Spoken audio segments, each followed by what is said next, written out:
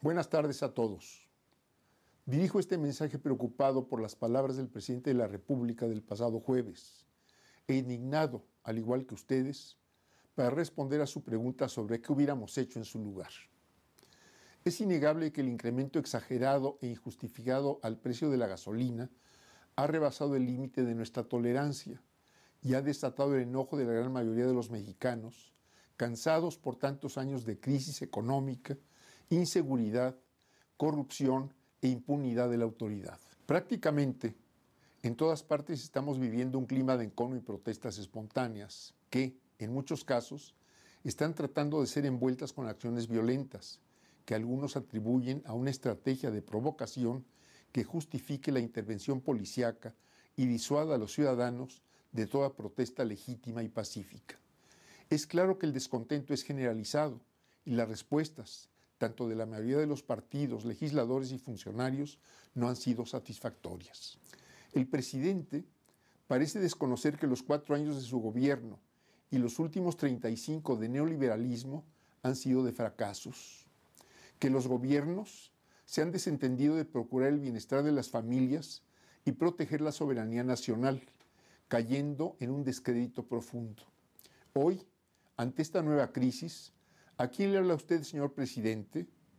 ¿A los responsables de las crisis o a aquellos que pretenden que las paguen? La insensibilidad del Ejecutivo frente a la magnitud y profundidad de la protesta social solo puede entenderse por la terrible fractura entre sus objetivos y las necesidades de la mayoría de los mexicanos. Es una simpleza postular que el gasolinazo solo afecta a los automovilistas. La desregulación de los mercados de la energía que el gobierno ha emprendido es resultado de la reforma energética, pero la liberación de precios es un proceso que chocará ineludiblemente con la reducida capacidad de compra de la intensa mayoría de los mexicanos. En los próximos meses se agravará el problema por la devaluación progresiva de nuestra moneda y por el esperado repunte de los precios internacionales del petróleo. Adicionalmente, es ya palpable el daño económico que sufre nuestro país por las acciones que está emprendiendo el nuevo gobierno de los Estados Unidos. El gobierno mexicano tiene que entender que las gasolinas que produce Pemex y las que importa no las puede vender a precios altos para recaudar impuestos o procurar utilidades a quienes prometió el negocio de su distribución.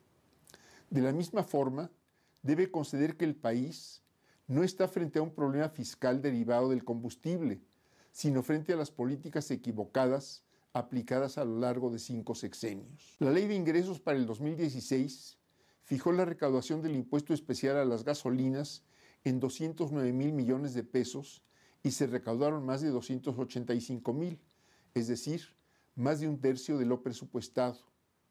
Para 2017 se volvió a establecer una meta de 284,000 que superará sin duda los 300,000, dada la tendencia de la demanda nacional. ¿Dónde está entonces el sacrificio fiscal que el gobierno afirma otorgar a los consumidores de gasolina? Si, como se afirma, los precios internacionales del petróleo subirán este año, entonces también aumentarán los ingresos fiscales derivados de su venta, que además se destinará para solventar el hoyo fiscal y seguir con los gastos sin control, el despilfarro y la corrupción protegida desde el mismo gobierno. Es evidente que estas medidas fueron tomadas con una gran insensibilidad política.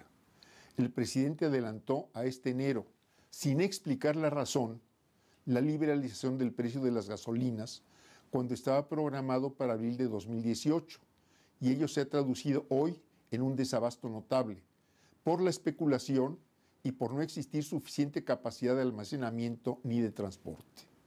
En su momento, fuimos muchos los que señalamos las consecuencias negativas que traería la reforma energética para el país. Por más de 78 años, y más allá de los errores y corrupción en su conducción, Pemex ha sido un gran instrumento para el desarrollo industrial del país. Particularmente, su capacidad de refinación es una de las más grandes del mundo. Su actividad en la distribución de combustibles significa un negocio que en ventas supera los 32,000 millones de dólares anuales. Pemex sigue siendo un negocio lucrativo que puede financiar sanamente su expansión para garantizar los combustibles que el país demanda, pero que el gobierno ha detenido por incapacidad administrativa. En resumen, mi respuesta a la pregunta del presidente es la siguiente. Es indispensable echar para atrás el aumento de las gasolinas. Los precios se deben mantener al máximo de diciembre de 2016 y es necesario convocar a un gran foro nacional de expertos para analizar este urgente problema y proponer soluciones. Se debe recuperar el funcionamiento pleno de nuestras refinerías para abastecer con producción nacional más del 50% de la demanda y aumentar la inversión de Pemex para incrementar sostenidamente la capacidad de refinación y eventual exportación de productos de valor agregado. Impulsar la construcción de ductos seguros que mejoren la eficiencia en el transporte nacional de petrolíferos, detener el robo de ductos y gasolineras y que disminuya sus costos.